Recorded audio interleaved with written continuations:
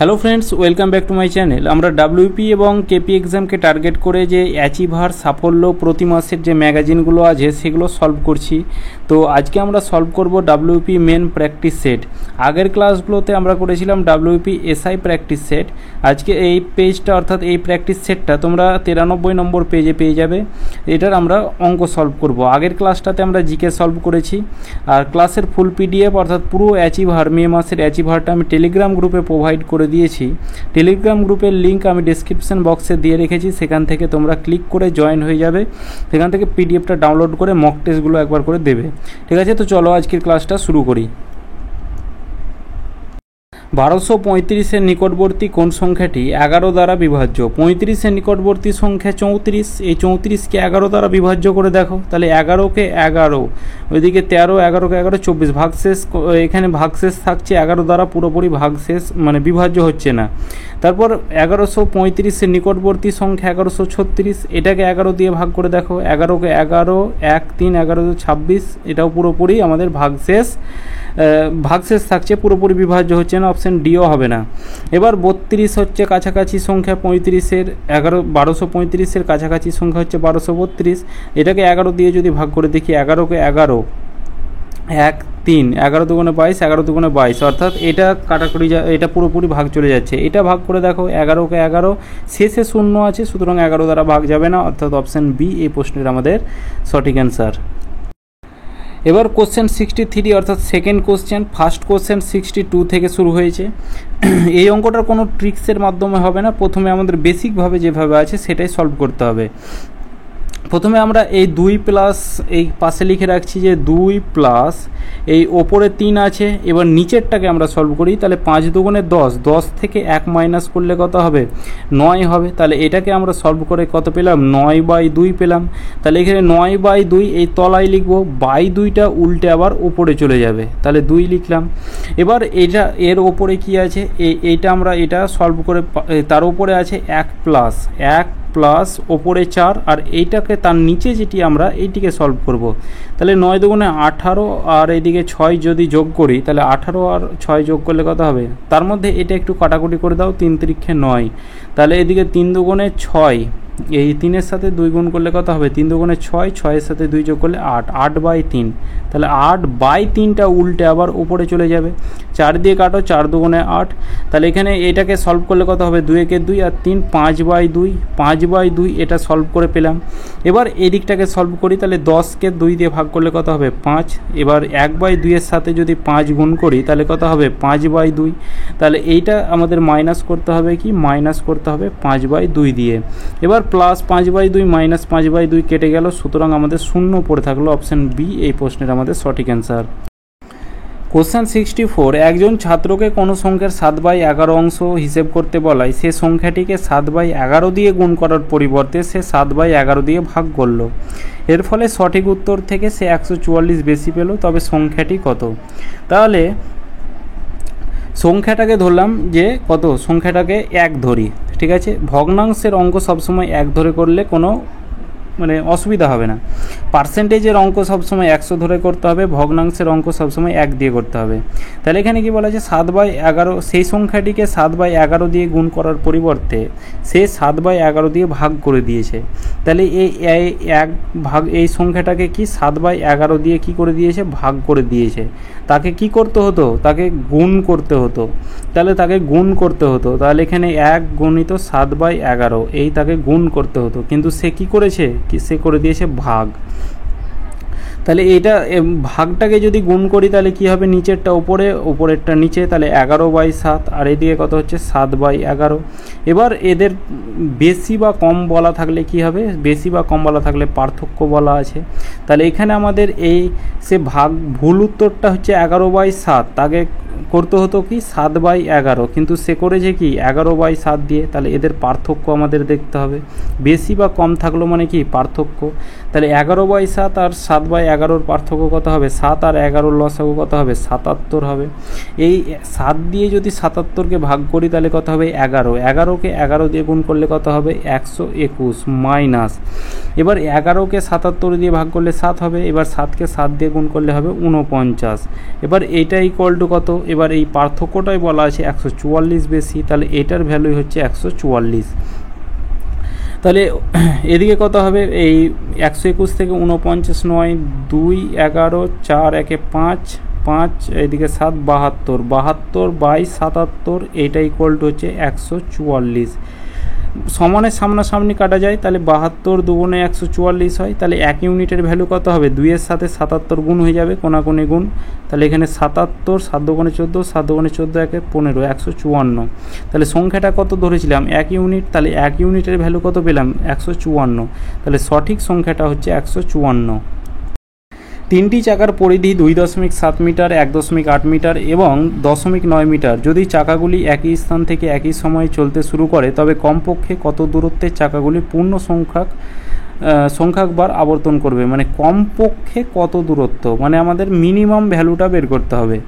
তো minimum value যদি বের করে তখন আমাদের লসাগু বের করতে হয়। আর যদি বলা হতো যে সব থেকে বেশি কত দূরত্ব যেতে পারবে এই এত মিটার করে, বেশি বললে হাইয়েস্ট ভ্যালু বললে আমাদের কি বের করতে হয় গসাগু, এটা তোমরা জানো। আর কমপক্ষে অর্থাৎ মিনিমাম ভ্যালু বের করতে গেলে লসাগু। তাহলে এই 2.7 মিটার 1.8 মিটার আর 0.9 মিটারের লসাগু বের করো। তাহলে এখানে 27 দশমিকটাকে উঠাও, দশমিকের পর একটা সংখ্যা ছিল, নিচে একের পর একটা শূন্য, তারপর হচ্ছে কত 1.8, তাহলে এদিকে তলায় 10 এদিকে 9 তলায় 10, এই সংখ্যাগুলোর আমাদের লসাগু বের করতে হবে।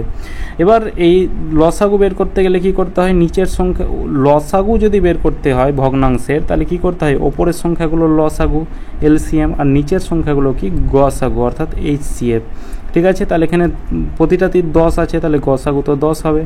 27 18 54 অপশান, একটু অপশানের দিকে যদি তাকাও, 68 কোনো সংখ্যা দ্বারা ভাগ যায় না, এখানে 64 58 কোনো সংখ্যা দ্বারা ভাগ যায় না, 54 27 দুগুণে 54 3 18 54 6 9 54, এই তিনটে সংখ্যা দ্বারাই 54 ভাগ যায়। তাহলে এখানে আমাদের লসাগু হয়ে যাবে কত 54, আর নিচে 10 আছে, তাহলে ওপরে এক ঘর আগে দশমিক যাবে অর্থাৎ 5.4, অপশান সি সঠিক অ্যান্সার। একটি ভগ্নাংশের লব ও হরের সমষ্টি 13, 9 4 13 5 8 13 6 7 13। ঠিক আছে, লবের সঙ্গে 4 হরের সঙ্গে 10 যোগ করলে ভগ্নাংশটির মান 1/2 হয়। তবে ভগ্নাংশটি কত, লবের সাথে 4 আর হরের সাথে 10 যোগ করলে 1/2 হওয়ার কথা আছে, তো এখানে আমাদের কত হচ্ছে 8/19, অপশান এ হবে না। অপশান বি যদি দেখি, যদি লবের সাথে 4 আর হরের সাথে যদি 10 যোগ করি তাহলে এখানে কত হবে 9 তলায় কত 18, তাহলে 9 দুগুণে 18 অর্থাৎ ওপরে 1 তলায় 2, এটা দিয়ে কাটা দিলে 1/2, তাহলে অপশান বি হয়ে যাচ্ছে যে লবের সাথে 4 এবং হরের সাথে 10 যোগ করে ভগ্নাংশটি হয়ে যাচ্ছে 1/2। 1/1 গুণিত 2 1/2 গুণিত 3, এইভাবে আমাদের একটা দেখো পেয়ার খাটছে, প্রতিটা ডিফারেন্স দেখো 1 করে ডিফারেন্স। ঠিক আছে, প্রতিটার ডিফারেন্স 1 করে ডিফারেন্স। তাহলে প্রথমে কত আছে 1/1 আছে, সেটাকে লিখবো 1/1 মানে তো 1। এবার মাইনাস করব কি শেষের সংখ্যাটা দিয়ে 1/10, আর এর বাইরে কি করব যেটা ডিফারেন্স থাকবে সেটাকে আমরা গুণ করব। যদি এখানে প্রতিটা ডিফারেন্স যদি 3 করে থাকতো 3 গুণ করতাম, 4 করে ডিফারেন্স থাকলে 4 গুণ করতাম, তাই 1 গুণ করলে তো সেটার ভ্যালু সেটাই হবে। তাহলে 10 10 আর 1 মাইনাস করলে 9/10, নিচে একটা শূন্য আছে, ওপরে এক ঘর আগে দশমিক যাবে 0.9, এই প্রশ্নের আমাদের সঠিক অ্যান্সার। 91 টাকা ABC এর মধ্যে এমনভাবে ভাগ করা হলো যাতে এ যা পায় বি তার থেকে 5 টাকা বেশি পায়, সি বি এর প্রাপ্ত টাকার দ্বিগুণের থেকে আবার 12 টাকা বেশি পায়, তাদের প্রাপ্ত টাকার অনুপাত কত? 3 জন পাচ্ছে, এ পাচ্ছে, বি পাচ্ছে আর সি পাচ্ছে। এ যা পায় বি তার থেকে 5 টাকা বেশি পায়, তাহলে এ যদি x টাকা পায় বি তার থেকে 5 টাকা বেশি পায় অর্থাৎ x প্লাস 5 টাকা পায়। সি কত টাকা পায়? সি পায় বি এর প্রাপ্ত টাকার দ্বিগুণ, তাহলে বি এর প্রাপ্ত টাকা কত? x প্লাস 5 এর দ্বিগুণ, এর দ্বিগুণের থেকে কি বলা আছে 12 বেশি বলা আছে, প্লাস 12। তাহলে x অনুপাত x প্লাস 5 অনুপাত এটার সাথে এটা গুণ করলে কত হবে 2x প্লাস 10, 2 এর সাথে x গুণ করলে 2x প্লাস 5 দুগুণে 10 প্লাস 12। তাহলে এদিকে এটা 12 আর 10 যোগ করলে কত হবে 22, তাহলে এটাকে একবারে লিখে দিলাম। এবার টোটাল টাকাটা হচ্ছে 91 টাকা, কিন্তু এখানে দেখব টোটাল টাকা কত x আর এদিকে 2x, তাহলে টোটাল হচ্ছে কত? টোটাল হচ্ছে 4x টাকা প্লাস 5 আর 22 যোগ করলে কত হবে 27, তাহলে এদিকে 27, এটা হচ্ছে আমাদের টোটাল টাকা, কিন্তু এখানে বলা আছে 91 টাকা, এটার ভ্যালুই হচ্ছে কত 91 টাকা। প্লাস 27টা এদিকে গেলে কী হবে -27 হয়ে যাবে, তাহলে 4x এটাই করলো কত, এদিকে 4 2 1 3 6 64, 4 16 64, এক্সের ভ্যালু কত পেলাম 16 পেলাম। এক্সের ভ্যালু যখন 16 পেলাম, তাহলে এখানে বলা আছে তাদের টাকার অনুপাত কত, তাহলে এ কত টাকা পাবে, প্রথমে এক্সের ভ্যালু, তাহলে এ পাচ্ছে 16 টাকা, বি কত টাকা পাচ্ছে, তাহলে 16 আর 5 কত হচ্ছে 21 টাকা, তাহলে 16 আর 5 যোগ করলে 21, মানে এক্সের ভ্যালু 16, 16 আর 5 যোগ করলে 21, তাহলে 16 আর 21 দেখো এই অনুপাতেই আছে। এবার এদিকে দেখো 2x প্লাস 22, তাহলে 2 ইন্টু এক্সের ভ্যালু কত 16 প্লাস 22, এটাকে তুমি যোগ করলে 54 পেয়ে যাবে, ঠিক আছে 54 পেয়ে যাবে। তো এখানে আমরা দুটো অপশানেই যখন পেয়ে গেছি, তখন আমরা শেষেরটা বের করব না, অপশান এ সঠিক অ্যান্সার। এবিসি একটি যৌথ ব্যবসা শুরু করে 1 বছরে এ মোট লাভের 1/3 পায়, বি 1/4 পায়, সি 5000 টাকা লভ্যাংশ পেলে এ কত টাকা লভ্যাংশ পায়। টোটাল যে প্রফিট সেটাকে ধরলাম কত, সেটাকে একটা আইডিয়া করে ধরবো। কীরকম আইডিয়া দেখো, এই 3 আর এর 4 এর লসাগু কত হবে 12, তাহলে টোটাল প্রফিট হচ্ছে 12 টাকা ধরলাম। এবার এ কত টাকা পাচ্ছে, এ পাচ্ছে মোট লাভের 1/3, মোট লাভ কত, মোট লাভ হচ্ছে 12, 12-র 1/3 মানে কত, এই 3 4 12 অর্থাৎ 4 টাকা, ঠিক আছে 4 ইউনিট টাকা। বি কত টাকা পাচ্ছে, 1/4 পাচ্ছে, মানে মোট লাভের 1/4, তাহলে 12 গুণিত 1/4, 4 দিয়ে কাটা দাও 3 টাকা। তাহলে সি কত টাকা পাবে, টোটাল প্রফিট হচ্ছে 12 টাকা, এ পাচ্ছে 4 টাকা, বি পাচ্ছে 3 টাকা, টোটাল হচ্ছে 7 টাকা, তাহলে বাকিটা পাবে সি। তাহলে 7 আর 5 যোগ করলে কত হয় 12, তাহলে এই বাকিটা হচ্ছে কত সি পাচ্ছে অর্থাৎ 5 টাকা, কিন্তু এখানে বলা আছে না সি পাচ্ছে 5000 টাকা। তাহলে 5 ইউনিটের ভ্যালু হচ্ছে কত 5000 টাকা, 5 ইউনিটের ভ্যালু 5000 টাকা, 1 ইউনিটের ভ্যালু 1000 টাকা। তাহলে এখানে আমাদের কি বলা আছে, এ কত টাকা পাবে, এ এর এফিসিয়েন্সি হচ্ছে 4 ইউনিট, তাহলে 4 ইউনিটের ভ্যালু কত হবে, তাহলে 4000 টাকা হয়ে যাবে, এই আমাদের সঠিক অ্যান্সার। একজন ছাত্র স্কুলের 4টি পরীক্ষায় অঙ্কে গড়ে 35 নম্বর পেয়েছে, বার্ষিক পরীক্ষায় কত নম্বর পেলে তার নম্বরের গড় 40 হবে। তাহলে 4টি পরীক্ষায় 4টি এক্সামে সে গড় নম্বর অ্যাভারেজ কত পেয়েছে 35 নম্বর পেয়েছে। তাহলে টোটাল সে কত নম্বর পাবে, টোটাল নম্বর, তাহলে 4-এর সাথে 35 গুণ করো, মানে সংখ্যার সাথে যখন অ্যাভারেজ গুণ করি তখন টোটালটা পেয়ে যায়। তাহলে এখানে 4 5 20 শূন্য, হাতে থাকলো 2, 3 4 12 আর 2 14, অর্থাৎ 140, টোটাল নম্বরটা হচ্ছে 140। এবার বার্ষিক পরীক্ষায় প্রথমে তো 4টা পরীক্ষা হয়েছে, এবার বার্ষিক যখন পরীক্ষা হলো তাহলে একটা পরীক্ষা যোগ হলো, তাহলে 5টা এক্সামে সে গড় নম্বর, তার গড় নম্বর 40 হবে, মানে কত নম্বর পেলে তার গড় নম্বর 40 হবে, তাহলে অ্যাভারেজ নম্বরটা কত হবে 40 হবে।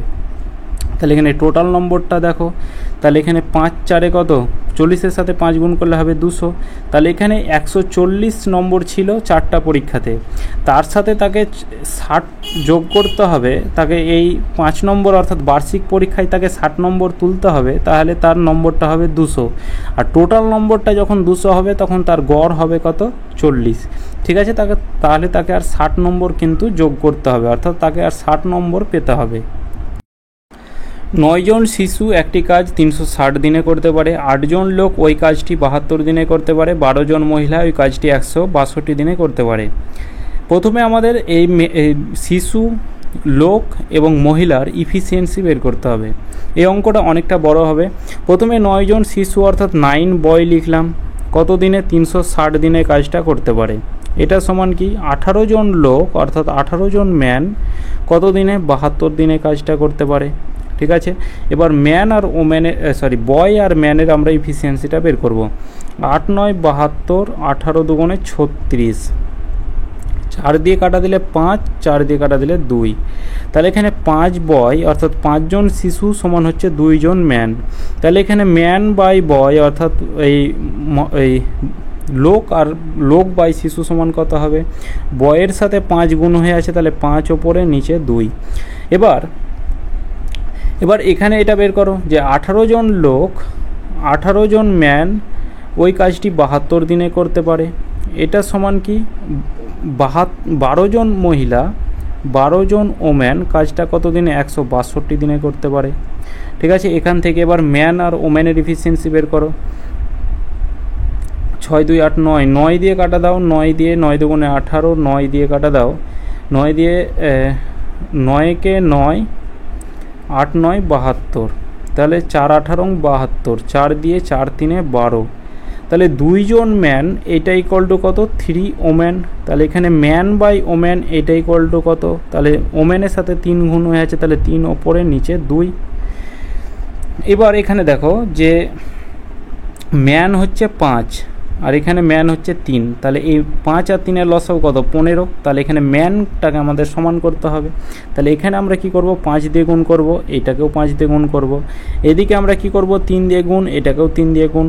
তাহলে ম্যানের ইফিসিয়েন্সি, ওম্যানের ইফিসিয়েন্সি আর একটা হচ্ছে বয়ের ইফিসিয়েন্সি। ম্যানের ইফিসিয়েন্সি কত 15, বয়ের ইফিসিয়েন্সি কত 3 দুগুণে 6 আর ওম্যানের ইফিসিয়েন্সি হচ্ছে 5 দুগুণে 10।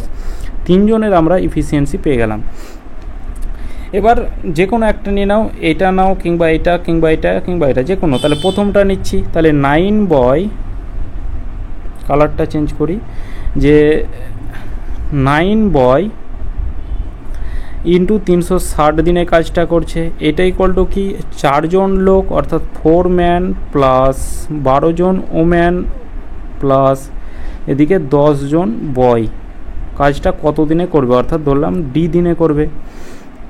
9 বয়ের ইফিসিয়েন্সি কত, বয়ের ইফিসিয়েন্সি হচ্ছে 6, তাহলে 9 ইন্টু 6 গণিত 360, এটা ইকুয়াল টু কত 4 ম্যান, ম্যানের ইফিসিয়েন্সি কত 15, তাহলে 4-এর সাথে 15 গুণ করলে হচ্ছে 60 যোগ চিহ্ন, 12 ওমেন, ওমেনের ইফিসিয়েন্সি 10, তাহলে 120 যোগ চিহ্ন, বয়ের ইফিসিয়েন্সি হচ্ছে কত, বয়ের ইফিসিয়েন্সি হচ্ছে আমাদের বয়ের ইফিসিয়েন্সি হচ্ছে 6, তাহলে 6 10 60, 160 120 240, এটি সবটি যোগ করলে কত হবে 240 গণিত দিন। এবার এখানে আমি এটা আর বললাম না যে কমা দেওয়া থাকলে বা ও বলা থাকলে আমাদের কি করতে হয় যোগ করতে হয়, আর বা বলা থাকলে সমান দিতে হয়। তো এখানে প্রতিটাতেই তো কমা আছে আর ও আছে, মানে যোগ করতে হবে, অর্থাৎ এটা যোগ করে আমরা মানগুলো পুট করলাম। এবার এখানে দিনের মানটা কাটাকুটি করে বের করে দিলেই অ্যান্সার চলে আসবে। তাহলে এখানে কাটা দাও 4 6 24 40, একটা শূন্য কাটা গেল, 4 9 36, তাহলে দিন ইকুয়াল টু কত 9 9 81, অর্থাৎ 81 দিন কিন্তু মানে এই 81 দিনে কিন্তু 4 জন লোক 12 জন মহিলা 10 জন শিশু এই কাজটি করতে পারবে। একটি নল দ্বারা একটি খালি চৌবাচ্চা 20 মিনিটে জলপূর্ণ হয়। নলটি দ্বারা প্রতি মিনিটে যতটা জল প্রবেশ করে তার 1/6 অংশ চৌবাচ্চার নিচের ছিদ্র দিয়ে বেরিয়ে যায়। চৌবাচ্চাটি পূর্ণ হতে কত সময় লাগবে? তাহলে 1/6 অংশ নিচের ছিদ্র দিয়ে বেরিয়ে যায়, মানে 6 ভাগের মধ্যে 1 ভাগ জল বেরিয়ে যায়। তাহলে পূর্ণ হয় কত ভাগ, মানে কত অংশ? 6 ভাগের মধ্যে 1 ভাগ যদি বেরিয়ে যায় তাহলে 5 ভাগ পূর্ণ হয়, বা বাকিটা তোমরা এইভাবে বের করতে পারো যে এই 5/6 হবে, এই পূর্ণ হয়। কিন্তু এখানে বলা আছে কত মিনিটে, 20 মিনিটে। তাহলে এখানে এটা হচ্ছে 20 মিনিটে পূর্ণ হয়।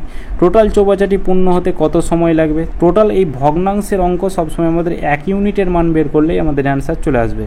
তাহলে এদিকে 1 ইউনিটের ভ্যালু কত হবে 20 মিনিট, আর এদিকে 5/6 সেটা হয়ে যাবে কত, এই সমানের এদিকে গেলে 6/5 হয়ে যাবে। 5 দিয়ে কাটা দাও, 4 5 20, 4 6 24, অর্থাৎ 24 মিনিটে কিন্তু সেটা পূর্ণ হবে। ঠিক আছে, 24 মিনিট অপশন এ। 40 কিলোমিটার দূরবর্তী কোনো স্থানে 10 কিলোমিটার প্রতি ঘন্টা গতিবেগে গিয়ে পূর্বের স্থানে ফিরে আসতে এক ব্যক্তির মোট 6 ঘন্টা সময় লাগে। ফিরে আসার সময় ব্যক্তির গতিবেগ কত ছিল? ফিরে আসার সময় ব্যক্তির গতিবেগ ছিল x কিলোমিটার প্রতি ঘন্টা। তাহলে এখানে টোটাল টাইম হচ্ছে 6 ঘন্টা, আর টাইম ইকুয়াল টু কি? টাইম ইকুয়াল টু হচ্ছে দূরত্ব বাই গতিবেগ। তাহলে দূরত্ব কত আছে 40 কিলোমিটার, আর বাই গতিবেগ যাওয়ার সময় তার গতিবেগ ছিল 10 কিলোমিটার প্রতি ঘন্টা। টোটাল টাইম যখন বলা আছে মোট, মানে যোগ করব। আসার সময় গতিবেগ, তার দূরত্ব 40 কিলোমিটারই, তার গতিবেগটা কত x কিলোমিটার প্রতি ঘন্টা। এই টাইমটা ইকুয়াল টু কত 6 ঘন্টা। এটা দিয়ে কাটা দিলে তো 4, তাহলে এখানে 40/x এটা ইকুয়াল টু কত 6 প্লাস 4টা এদিকে গেলে -4 হয়ে যাবে। তাহলে এখানে 40/x এটা ইকুয়াল টু কত, এটা 6 থেকে 4 বাদ দিলে 2, 2 দিয়ে কাটা দাও 20, এদিকে কিছু নেই তলায়, মানে 1 আছে, তাহলে 20-র সাথে 1 গুণ করলে 20 হবে। তাহলে x ইকুয়াল টু কত 20 কিলোমিটার প্রতি ঘন্টা। 250 মিটার দৈর্ঘ্যের একটি চলমান ট্রেন সামনের দিক থেকে 4 কিলোমিটার প্রতি ঘন্টা বেগে হেঁটে আসা এক ব্যক্তিকে 10 সেকেন্ডে অতিক্রম করে। ট্রেনটির গতিবেগ কত? ট্রেনটির গতিবেগ ধরলাম x কিলোমিটার প্রতি ঘন্টা। তাহলে একই দিকে যখন আসে একটি চলমান সামনের দিকে, মানে ট্রেন সামনের দিক থেকে হেঁটে আসা এক ব্যক্তিকে 10 সেকেন্ড অতিক্রম করে, সামনের দিক থেকে আসছে, তাহলে এই ব্যক্তিটা আসছে এদিক থেকে, ট্রেনটা আসছে এদিক থেকে, তাহলে রিলেটিভ স্পিড কী হবে? যোগ চিহ্ন হবে। যখন পরস্পরের সামনের দিক থেকে আসে তখন রিলেটিভ স্পিড যোগ হয়। তাহলে এখানে 4 কিলোমিটার প্রতি ঘন্টা আর ট্রেনের গতিবেগ হচ্ছে x কিলোমিটার প্রতি ঘন্টা, তাহলে রিলেটিভ স্পিড হবে কত? x প্লাস 4 কিলোমিটার প্রতি ঘন্টা। এবার এখানে টাইমটা হচ্ছে 10 সেকেন্ড বলা আছে, এখানে দূরত্ব বলা আছে এত, তাহলে টাইম ইকুয়াল টু কি? দূরত্ব বাই গতিবেগ। তাহলে দূরত্ব বাই গতিবেগটা কি? রিলেটিভ স্পিডটা হবে, অর্থাৎ x প্লাস 4, এটা ইকুয়াল টু কত? 10 সেকেন্ড। এবার এটা আমাদের দেখো মিটারে আছে, এটা সেকেন্ডে আছে, এটা কিলোমিটার প্রতি ঘন্টাতে আছে, কারণ এটা কিলোমিটার প্রতি ঘন্টা আছে। এটাকে কি করো? মিটার প্রতি সেকেন্ড করে দাও, অর্থাৎ 5/18 দিয়ে গুণ করো, বাই 18টা উল্টে আবার উপরে চলে যাবে। এইটা আমরা এইখানে আমরা এটা ধরেছিলাম x কিলোমিটার প্রতি ঘন্টা, এইটাকে যে মিটার প্রতি সেকেন্ড করলাম তা বলে কি এই তারপরে যে আবার কিলোমিটার প্রতি ঘন্টা করতে হবে এটা নয়, এই যেটাই x এর মান আসবে সেটাই আমাদের অ্যান্সার হবে। ঠিক আছে, তাহলে এদিকে একটা শূন্য কাটা গেল, 5 দিয়ে 5 5 25, 5 18 90, তাহলে 90, 5 18 90, এটা ইকুয়াল টু কত? x প্লাস 4-এর সাথে এদিকে কিছু নেই মানে 1 আছে, গুণ করলে কত হবে? x প্লাস 4ই হবে। তাহলে x ইকুয়াল টু কত হবে? 90 প্লাস 4টা এদিকে গেলে কী হবে? -4, তাহলে কত হবে? 86। তাহলে এখানে x এর ভ্যালু হবে 86 কিলোমিটার প্রতি ঘন্টা। এখানে যে এখানে মিটার প্রতি সেকেন্ড করলাম বলে এটা কি মিটার প্রতি সেকেন্ড হবে না? এইখানে কোনো প্রভাব পড়বে না, ঠিক আছে, এখানে কোনো প্রভাব পড়বে না। তাহলে এখানে এটা সঠিক অ্যান্সার হয়ে যাবে। যদি এটাকে তোমরা কি করতে, যে এটাকে যদি তোমরা মিটারটাকে কিলোমিটারে আনতে, এইটাকে আবার ঘন্টাতে আনতে, সেই ঘুরে ফিরে 86 অ্যান্সার আসতো। স্থির জলে নৌকার বেগ 12 কিলোমিটার প্রতি ঘন্টা, স্রোতের অনুকূলে নৌকাটি কোনো স্থানে গিয়ে তার দ্বিগুণ সময়ে ফিরে আসে। তাহলে অনুকূলে যাচ্ছে আর ফিরে আসা মানে সেটাকে প্রতিকূল বলা হয়। তাহলে যাচ্ছে এবং তার দ্বিগুণ সময়ে ফিরে আসছে, তাহলে দ্বিগুণ সময়ে ফিরে আসছে, যাচ্ছে তখন 1 ইউনিট সময়ে, ফিরে আসছে অর্থাৎ প্রতিকূলে আসা মানে সেটা হচ্ছে দ্বিগুণ সময় মানে 2 ইউনিট সময়ে। এটা হচ্ছে টাইমের রেশিও। স্পিডের রেশিও কী হবে? স্পিডের রেশিও উল্টে যায়, অর্থাৎ 2:1 হয়। ঠিক আছে, এবার এখান থেকে আমরা কি বলা আছে? নৌকার বেগ বলা আছে, তাহলে একটাকে 2x ধরি, একটাকে x ধরি। ঠিক আছে, তাহলে এখানে নৌকার বেগ কী হবে? নৌকার বেগ ইকুয়াল টু অনুকূল প্লাস প্রতিকূল বাই 2, এটা ইকুয়াল টু হচ্ছে বোট স্পিড। অনুকূল কত আছে? 2x, আর x যোগ করলে কত হবে? 3x বাই 2, এটা ইকুয়াল টু কত? বোট স্পিড বলা আছে 12 কিলোমিটার প্রতি ঘন্টা। 3 দিয়ে কাটা দাও, 3 4 12, x ইকুয়াল টু 4 2 8, x এর ভ্যালু 8 পেলাম। তাহলে এখানে 2x এর ভ্যালু কত হবে? 2 ইন্টু x এর ভ্যালু হচ্ছে 8, 16, আর এদিকে হচ্ছে কত? 8। এবার বলা আছে স্রোতের বেগ, তাহলে স্রোতের বেগ অনুকূল মাইনাস প্রতিকূল বাই 2, তাহলে অনুকূল কত আছে? 16 মাইনাস প্রতিকূল বাই 2, এটা হচ্ছে স্রোতের বেগ, স্ট্রিম স্পিড। 16 থেকে 8 বাদ দিলে 8, 8 থেকে 8/2 মানে কত? এখানে হবে 4 কিলোমিটার প্রতি ঘন্টা, এটা হয়ে যাবে স্রোতের বেগ। এক ব্যক্তি তার আয়ের 10% সঞ্চয় করে, যদি তার আয় 12.1/2% বৃদ্ধি পায় তাহলে সঞ্চয়ের পরিমাণও একই থাকে, তাহলে তার ব্যয় শতকরা কী পরিমাণ বৃদ্ধি পেয়েছে? তাহলে আয় থেকে যখন আমরা সঞ্চয় মাইনাস করব, মানে তুমি যত টাকা আয় করলে তাই থেকে তুমি সঞ্চয় রাখলে সেটাকে মাইনাস করলে কি পাওয়া যায়? ব্যয় পাওয়া যায়। ঠিক আছে, তাহলে তার আয়ের 10% সঞ্চয় করছে, তাহলে তার আয় যদি 100 টাকা হয় তাহলে সঞ্চয় করছে সে কত টাকা? 100 টাকার 10% মানে সে 10 টাকা সঞ্চয় করছে, তাহলে ব্যয় কত টাকা হবে? 100 থেকে 10 মাইনাস করো, 90 টাকা ব্যয় হবে। এরপরে তার আয় এত % বৃদ্ধি করা হলো, 12.1/2% মানে কত? 12 × 24, 25/2, 25/2 মানে কত? 25/2 মানে হচ্ছে 12 × 24 অর্থাৎ 12.5, এইটা বৃদ্ধি পায়। যদি বলা হতো 5% বৃদ্ধি পাচ্ছে তখন কি করতাম? 100-র সাথে 5 যোগ করতাম, অর্থাৎ 105 লিখতাম। যদি বলতো 10% বৃদ্ধি তখন 110 লিখতাম। 12% বৃদ্ধি মানে 112 লিখতাম। তো এখানে 12.5 বৃদ্ধি মানে কত? 112.5 এটা হবে বৃদ্ধি পেয়ে, কিন্তু সঞ্চয়ের পরিমাণ একই, অর্থাৎ 10 টাকা সে সঞ্চয় করে, তাহলে তার কত হবে? ব্যয় কত হবে? এটা মাইনাস করলে হবে 102.5, এটা হচ্ছে তার ব্যয়। এটা থেকে এটা মাইনাস করলে কত হয়? 102.5। এবার বলা আছে তার ব্যয় শতকরা কী পরিমাণে বৃদ্ধি পেয়েছিল। প্রথমে ছিল 90, এখন ছিল 102.5, তাহলে কত বৃদ্ধি পেয়েছে? 12.5 বৃদ্ধি পেয়েছে। কতর মধ্যে বৃদ্ধি পেয়েছে? 90-এর মধ্যে, মানে প্রথমে 90 ছিল, এত বৃদ্ধি পেয়েছে। পার্সেন্টেজ বের করো, অর্থাৎ 100 দিয়ে গুণ করো। তলায় এই একটা শূন্য দিয়ে দাও, তাহলে এই ওপরের দশমিকটা চলে গেল, তাহলে এইদিকে দুটো শূন্য কাটা গেল, তাহলে 9-কে 9, 3 9 27, আর এদিকে 5 3 8, 13.8/9%, এটাই আমাদের রাইট অ্যান্সার। এক ব্যক্তি মোট চিনির 3/5 অংশ 15% লাভে, বাকি অংশ 10% ক্ষতিতে বিক্রি করে মোটের ওপর তার 32 টাকা লাভ হয়, ক্রয় মূল্য কত ছিল? তাহলে তার মোট ক্রয় মূল্য ছিল x টাকা ধরলাম, তাহলে x টাকার 3/5 অংশ অর্থাৎ 3/5, ঠিক আছে। 15% লাভে অর্থাৎ 15/100, লাভ বললে প্লাস করব, এখানে কিছু লিখিনি আগে, মানে প্লাস আছে, সুতরাং লাভ আছে। এখানে ক্ষতি বলা আছে, এবার মোটের ওপর বলা আছে, তাহলে এখানে প্লাস লিখব মোটের ওপর। এবার কি করব, মাইনাস, ক্ষতি বললে মাইনাস লিখব, তাহলে মোট অর্থাৎ ক্রয় মূল্য ছিল x টাকা, x টাকার বাকি অংশ, তাহলে 5 ভাগের মধ্যে 3 ভাগ, তো প্রথমে 15% লাভ করেছে, তাহলে 5 ভাগের মধ্যে আর বাকিটা অর্থাৎ 2 ভাগ কি করবে, এটাই বাকি অংশ। এটার x, যেমন এটা x-এর 3/5 অংশ, তাহলে x-এর এটা 2/5 অংশ বাকিটা। এবার ক্ষতি বলার জন্য আমরা মাইনাস লিখলাম। এবার কি, এটার 10% ক্ষতি বলা আছে, তাহলে ইন্টু 10/100,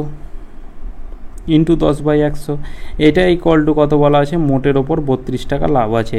এটা আর একবার বলে রাখি যে মোট ক্রয় মূল্য হচ্ছে x টাকা, x টাকার 3/5 অংশ, তাহলে x গণিত 3/5, 15% লাভে অর্থাৎ 15/100, তাহলে এখানে আমরা আগে কিছু লিখলাম না, কারণ লাভ বলা আছে, প্লাস লিখব।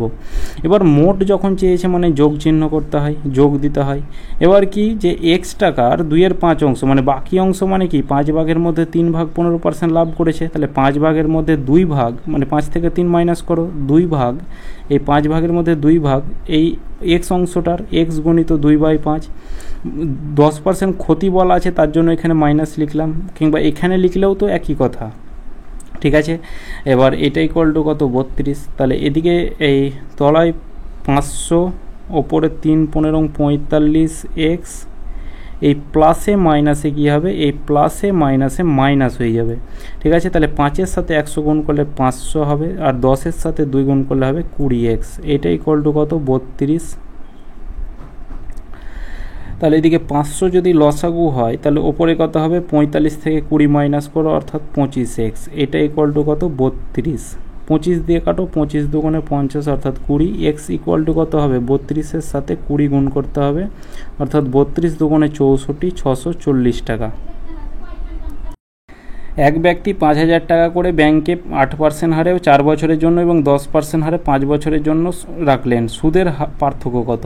তাহলে প্রথমে সুদ কত টাকা হচ্ছে, 5,000 টাকার সুদের ফর্মুলা কি, PRT/100, তাহলে 5,000 টাকা, পি আর হচ্ছে 8%, টি হচ্ছে 4 বছরের জন্য, এটা বাই 100, তাহলে এখানে সুদ কত হচ্ছে, 4 5 20, 20 8 দুগুণে 16, অর্থাৎ 1600 টাকা। প্রথম বছরের সুদ হচ্ছে 1600 টাকা। দ্বিতীয় বছরের সুদ কত, তাহলে এখানে 5,000 টাকার রেট কত, রেট হচ্ছে 10% হারে, টাইম হচ্ছে 5 বছরের জন্য, এটা বাই 100, তাহলে দুটো 0 কাটা গেল, 5 5 2500 টাকা দ্বিতীয় বছরের সুদ। এদের বলা আছে কি সুদের পার্থক্য কত, তাহলে এই দুটোর পার্থক্য অর্থাৎ মাইনাস করো, 2500 থেকে 1600 মাইনাস করলে কত হবে, 400, আর 500 হচ্ছে 900 টাকা, তাহলে সুদের পার্থক্য হচ্ছে 900 টাকা। সুদের পর্ব 3 মাস হলে বার্ষিক 8% হারে 30,000 টাকা 9 মাসের চক্রবৃদ্ধি সুদ নির্ণয় করো। তাহলে আগে কি থাকে, সুদ 2 মাস অন্তর হলে, এটা 3 মাস অন্তর বলা আছে, তাহলে 3 মাস অন্তর হলে 12 মাসে তাকে কতবার সুদ দিতে হবে, 3 মাস অন্তর হলে তাকে 12 মাসে 4 বার কিন্তু সুদ দিতে হবে। এই 4কে কি করব, এই 4কে করব 8 রেটের সাথে কি করতে হয়, ভাগ করতে হয়, অর্থাৎ এই 4 দিয়ে ভাগ করো, অর্থাৎ রেট হয়ে গেল 2%। টাইমের সাথে কি করতে হয়, গুণ করতে হয়, কিন্তু টাইম বলা আছে 9 মাস, তাহলে 9 মাসটাকে বছর করলে 12 দিয়ে গুণ করে দিতে হয়। এবার টাইম এখানে বছরে তাকে 4 বার সুদ লাগছে, তাহলে 4 দিয়ে গুণ করে দাও, 4 3 12, 3 3 9, অর্থাৎ এখানে সুদটা হচ্ছে 3 বছরের। আবার 30,000 টাকার 3 বছরের 2% হারে চক্রবৃদ্ধি সুদ নির্ণয় করো। তাহলে এখানে এই 2% কথাটার অর্থ হচ্ছে 1/50, ঠিক আছে। 50কে যদি এখানে 3 বার গুণ করি, 5 5 25, 5 25 125, আর এদিকে হচ্ছে 1 2 3। এবার এটা চক্রবৃদ্ধি সুদ আমরা বের করব। এটার এই 1 লক্ষ, এই 1 2 5 1 2 3, এটার 1/50 মানে কত? তাহলে এই একটা 0 0 কাটা দাও, 5 25 125, এদিকে 2500 টাকা। তাহলে প্রথম বছরে 2500 টাকা সুদ, তারপরের বছরেও 2500 টাকা হবে, তারপরের বছরেও 2500 টাকা হবে। 2500 টাকার আবার 1/50 মানে কত? 0 0 কাটা যাবে, 5 5 25, অর্থাৎ 50 টাকা। এই প্রথম বছরের সুদটা আবার শেষ বছরেও যুক্ত হবে, দ্বিতীয় বছরের সুদটা আবার তৃতীয় বছরে যুক্ত হবে। এই দ্বিতীয় বছরের সুদের ওপর আবার সুদ লাগবে, অর্থাৎ 50-এর 1/50 মানে 1। আমাদের এখানে চক্রবৃদ্ধি সুদ কত হবে? তাহলে এখানে 3 25 7500, তাহলে এখানে 7500 প্লাস 3 5 15 150, আর এদিকে হচ্ছে 1 যোগ করলে এদিকে 1 5 6 7, এইটা সবটি যদি যোগ করি সেটা হয়ে যাবে আমাদের চক্রবৃদ্ধি সুদ, অর্থাৎ 7651। এখানে আমাদের টাকাটা ধরেছি এইটা, কিন্তু এই টাকাটা এইটা, তাহলে এইটার ভ্যালুই হচ্ছে কত? এইটা 30,000। তাহলে এদিকে 3টে 0 3টে 0 কাটা গেল, 4টা 0, এদিকে হচ্ছে 3টে 0, ঠিক আছে। তাহলে 125 ইউনিটের ভ্যালু কত? 30। 1 ইউনিটের ভ্যালু কত? তাহলে তলায় 125, তাহলে তলায় 125, ঠিক আছে। সরি, লেখাটা আমি এখানে লিখছি যে 125 ইউনিটের ভ্যালু হচ্ছে কত? 125 ইউনিটের ভ্যালু 30। 1 ইউনিটের ভ্যালু কত? তলায় 125 চলে আসবে, 5 দিয়ে কাটো, 5 6 30, 5 দিয়ে কাটো, 5 25 125। তাহলে 1 ইউনিটের ভ্যালু 6/25 হলে 7651 ভ্যালু কত হবে? তাহলে এইটার ভ্যালু কত হবে? 7651। তাহলে 6 দিয়ে গুণ করলে কত হবে? 6 দিয়ে গুণ করলে হবে 6 6, 5 6 30, 0 হাতে থাকলো 3, 6 6 36, 3 39, হাতে থাকলো 3, 6 7 42, আর 3 হচ্ছে 45। এবার এটাকে আমাদের কি করতে হবে? এবার এটাকে আমাদের 25 দিয়ে কিন্তু ভাগ দিতে হবে। 2 ঘর ভাগ দিলেই হয়ে যাবে। তাহলে 25কে 25, প্রথমে এখানে আমরা ভাগটা করছি 45 45 9 0 6, ঠিক আছে। নিচে লেখাটা উঠছে না, এটাকে যদি 25 দিয়ে ভাগ করি তাহলে প্রথমে 25কে 25 হচ্ছে, তাহলে 25 যদি হয় তাহলে এদিকে হচ্ছে কত? 0 20, দিকে 9 নামলো, 8 25 200, তাহলে 8 25 200, তাহলে এখানে 18 হচ্ছে, 8 25 200 9 নামছে, তাহলে 18 দিয়ে দেখো কোন অপশান আছে? এই অপশান 16, আর এটা 13 দিয়ে আছে, এইটা 18, এটা 18। তো এইটা যেহেতু পুরোপুরি আমাদের কাটাকুটি যাচ্ছে না, এটা যে 6 ইউনিটের ভ্যালু, 1 ইউনিটের ভ্যালু হচ্ছে 6/25, এই টোটাল চক্রবৃদ্ধি সুদটা হচ্ছে এটা পুরোপুরি কি আমাদের কাটাকুটি যাচ্ছে? কাটাকুটি যাচ্ছে না, মানে সেটা আমাদের পয়েন্টটা হবে, ঠিক আছে। কাটাকুটি গেলে আমাদের পয়েন্ট হতো না, তো এখানে অপশান এ সঠিক অ্যান্সার। 8 টাকা কেজি এবং 12 টাকা কেজি দরে নুন মিশিয়ে 100 কেজি মিশ্রিত নুন তৈরি করলে প্রতি কেজির ক্রয় মূল্য 10 টাকা হলো 2 প্রকার নুন কত কেজি? 1 টাকা 8 টাকা, একটা হচ্ছে 8 টাকা প্রতি কেজি, আর একটা হচ্ছে 12 টাকা প্রতি কেজি। এবার 2 প্রকার মিশ্রিত করলে যে ক্রয় মূল্যটা হবে সেটা হবে 10 টাকা প্রতি কেজি। তাহলে এটাকে আমরা কি করব? অ্যালিগেশন মেথড ইউজ করব। 12 থেকে 10 মাইনাস করলে 2, 8 থেকে 10 থেকে 8 মাইনাস করলে 2, অর্থাৎ 1:1। টোটাল হচ্ছে কত? 2 ইউনিট কেজি। এখানে বলা আছে টোটাল হচ্ছে 100 কেজি, মানে এই 2 প্রকার নুন 100 কেজি। তাহলে এই 2 প্রকার নুন আমরা 2 ইউনিট কেজি পেলাম। তাহলে 1 ইউনিটের ভ্যালু কত? 50। তাহলে এখানে বলা আছে এই 2 প্রকার নুন কত কেজি করে মেশানো দরকার? তাহলে 1 ইউনিটের ভ্যালু 50, তাহলে এটাও 50 কেজি করে মেশাবে, এটাও 50 কেজি করে মেশাবে, কারণ এটাও 1 ইউনিট, এটাও 1 ইউনিট। তাহলে এখানে আমাদের হয়ে যাবে অপশান বি, 50 কেজি করে মেশানো হলো। 20 মিটার দীর্ঘ 5 মিটার প্রশস্ত একটি আয়তাকার বাগানের মাঝখান দিয়ে দৈর্ঘ্য প্রস্থ বরাবর প্রসারিত রাস্তার ক্ষেত্রফল 46 বর্গমিটার হলে রাস্তাটা কত মিটার চওড়া? তাহলে এটা আমাদের একটা আয়তক্ষেত্র, আয়তক্ষেত্রের মাঝ বরাবর রাস্তা আমাদের এই রকম আছে। এবার দৈর্ঘ্য বলা আছে 20 মিটার চওড়া আর প্রস্থ বলা আছে 5 মিটার চওড়া। এবার রাস্তাটি আমাদের কি বলা আছে, এবার আমাদের প্রশস্ত রাস্তার ক্ষেত্রফল দেওয়া আছে 46 বর্গমিটার দৈর্ঘ্য প্রস্থ বরাবর। তাহলে এটাকে এক কাজ করি, আমরা এক্স ধরে নিই যে রাস্তাটা কত মিটার চওড়া, এক্স মিটার চওড়া। তাহলে দৈর্ঘ্য বরাবর কত মিটার চওড়া হবে, তাহলে 20x মিটার চওড়া হবে। প্রস্থ বরাবর কত মিটার চওড়া হবে, 5x মিটার চওড়া হবে। ঠিক আছে, এবার এইটাকে কি করব, দৈর্ঘ্য প্রস্থ বরাবর যোগ করব, যোগ করে কি করব, দেখো এই রাস্তার ক্ষেত্রফলটাকে আমরা মাইনাস করব কি, আর এক্সটা দেখো দুবার রিপিট হচ্ছে, একবার এই বরাবর একবার এই বরাবর, দুবার রিপিট হচ্ছে। তাহলে এক্স গণিত এক্স দুবার রিপিট হচ্ছে, অর্থাৎ এক্সের স্কোয়ার। এই এক্সের স্কোয়ারটাকে আমরা মাইনাস করব, মাইনাস করলে কত হবে, যে ক্ষেত্রফলটা সেটাই হচ্ছে আমাদের 46 বর্গমিটার। তাহলে 20x আর 5 যোগ করলে কত হবে, 25x মাইনাস এক্সের স্কোয়ার, এটা ইকুয়াল টু হচ্ছে 46। এবার এখানে এক্সের ভ্যালু পুট করো যেন আমাদের এই ডিফারেন্স করে আমাদের 46 হয়। তাহলে প্রথমে যদি 2 মিটার ধরি, তাহলে 25 দুগুণে 50 আর এক্সের স্কোয়ার অর্থাৎ 2 এর স্কোয়ার 4, মানে 25 দুগুণে হচ্ছে কত, 25-এর সাথে 2 আর এদিকে 2 এর স্কোয়ার 4। তাহলে 50 থেকে 4 মাইনাস করলে কত হবে, 46 হবে। তাহলে অপশান 2 এই প্রশ্নের আমাদের সঠিক অ্যান্সার। 625 বর্গমিটার ক্ষেত্রফল বিশিষ্ট বর্গাকার বাগানের ভেতরের দিকে সমান পরিসর বিশিষ্ট রাস্তার ক্ষেত্রফল 184 বর্গমিটার। তাহলে রাস্তাটি কত মিটার চওড়া। তাহলে এবার এটা আমাদের ক্ষেত্রফল বর্গাকার বাগান বলা আছে। তাহলে বর্গাকার বাগান মানে কি, যার 4টা বাহুই সমান।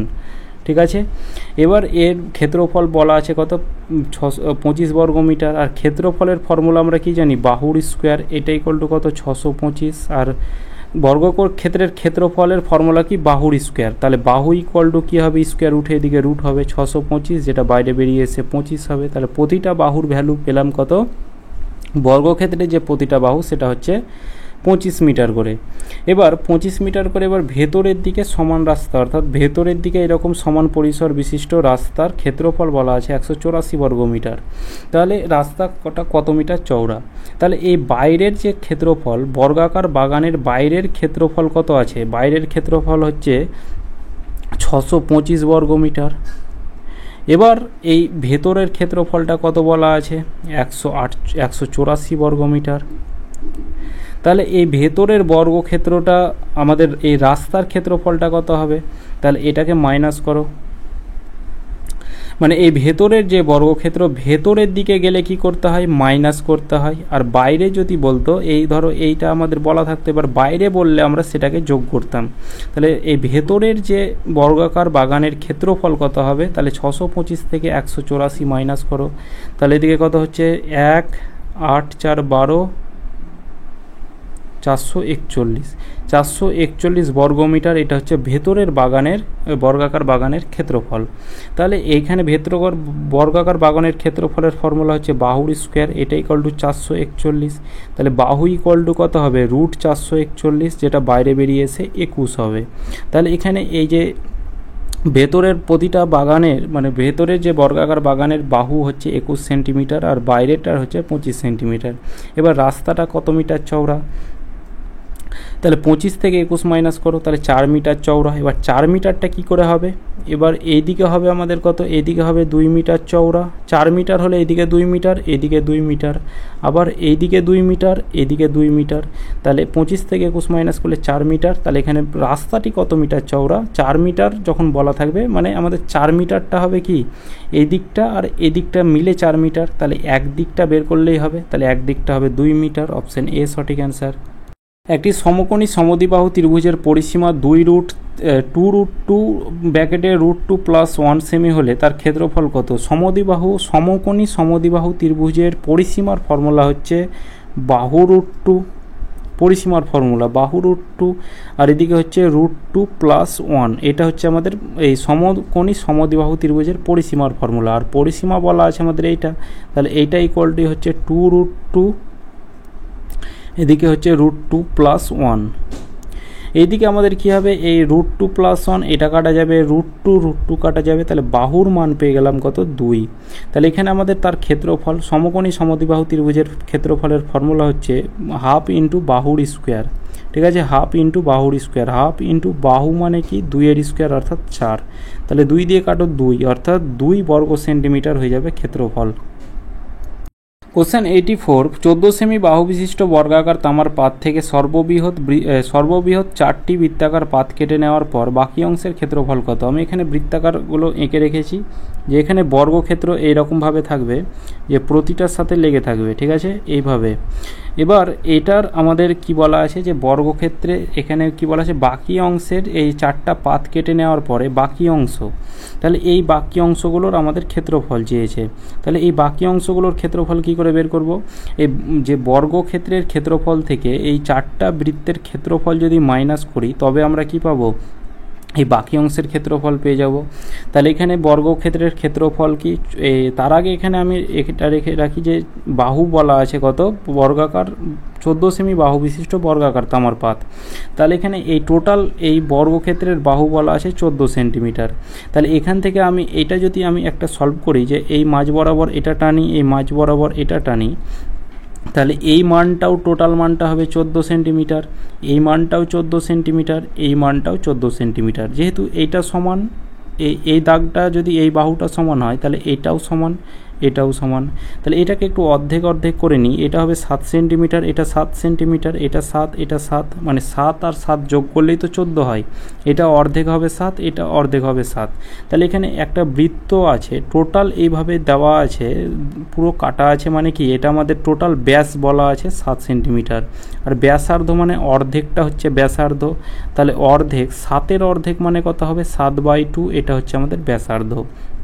তাহলে এখানে এই বর্গাকার ক্ষেত্রফলের ফর্মুলা কি, 14 স্কোয়ার। এই বর্গক্ষেত্রের ক্ষেত্রফল থেকে মাইনাস করতে হবে বৃত্তের ক্ষেত্রফল। বৃত্তের ক্ষেত্রফলের ফর্মুলা হচ্ছে πr স্কোয়ার। আর এদিকে 4টা বৃত্ত আছে তাই আমরা 4 দিয়ে গুণ করব। তাহলে 4 × π মানে হচ্ছে কত 22/7, আর এদিকে r স্কোয়ার। তাহলে 4টা কেন গুণ করলাম, এখানে 4টা বৃত্তের আমরা ক্ষেত্রফল বের করব তাই। তাহলে 4 × 22/7, আর এদিকে r স্কোয়ার মানে কত 7/2, আর এদিকে হচ্ছে 7/2। এই 2 দুগুণে 4, আর এই 4 কাটা গেল, এই 7 কাটা গেল, 7 দুগুণে 14, 7 14 154। তাহলে এখানে কত হচ্ছে 22-এর সাথে 7 গুণ করলে হবে 154। এটা আমাদের বৃত্তের ক্ষেত্রফল মাইনাস করব। তাহলে 14 স্কোয়ার 196, এটা থেকে 154 যদি মাইনাস করি তাহলে 6 থেকে 4 বাদ দিলে 2, আর এদিকে হচ্ছে কত 4, 42 বর্গ সেন্টিমিটার। এটাই হয়ে যাবে আমাদের রাইট অ্যান্সার। একটি কেরোসিন টিনের দৈর্ঘ্য প্রস্থ উচ্চতা 24 সেমি, 35 সেমি এবং 3.1 মিটার, এত মিটার এবং এত মিটার আয়তঘন ট্যাঙ্কের যে কেরোসিন আছে তা ওই রূপে কতগুলি টিন আছে। তাহলে এটাও দেখো দৈর্ঘ্য প্রস্থ উচ্চতা আছে, এদিকেও দৈর্ঘ্য প্রস্থ উচ্চতা আছে। তাহলে টিনের যে এই আয়তনের ফর্মুলা কি, দৈর্ঘ্য প্রস্থ ইন্টু উচ্চতা। তাহলে মিটারটাকে যদি সেন্টিমিটার করি তাহলে 100 দিয়ে গুণ করতে হয়। তাহলে 3.15 সাথে 100 গুণ করলে কি হবে, এই 0.2 ঘর পিছিয়ে যাবে অর্থাৎ 315। এটা হচ্ছে দৈর্ঘ্য। প্রস্থ হচ্ছে এই 120, কারণ 1.2 মিটার আছে, তার সাথে যদি 100 গুণ করি তাহলে এইভাবে করতে পারো যে দশমিক উঠে তলায় একটা শূন্য, এই 0 0 কেটে গেল, 120 হলো গণিত। এদিকে হচ্ছে কত 72, দশমিকের পর দুটো সংখ্যা আছে, তাহলে এদিকে হয়ে যাবে আমাদের 72 মিটার। এটা বাই কি, এটাকে ভাগ করে দাও, যে কতগুলি টিন যখন বের করবে একটা আয়তঘনকে আর একটা আয়তঘন দিয়ে ভাগ করে দিলেই আমাদের সেই সংখ্যাটা বেরিয়ে যাবে। এবার আর একটা সংখ্যা কত 24 সেন্টিমিটার, এদিকে আমাদের 24 সেন্টিমিটার দুটো আছে, আর একটা হচ্ছে 35 সেন্টিমিটার। এটাকে আমাদের কাটাকুটি করতে হবে। 3 24 72, 3 8 24, 5 দিয়ে 5 7 35, 5 দিয়ে 5 4 7 28, আর 5 7 35, 4 দিয়ে কাটা দাও 2, 4 দিয়ে কাটা দাও 30,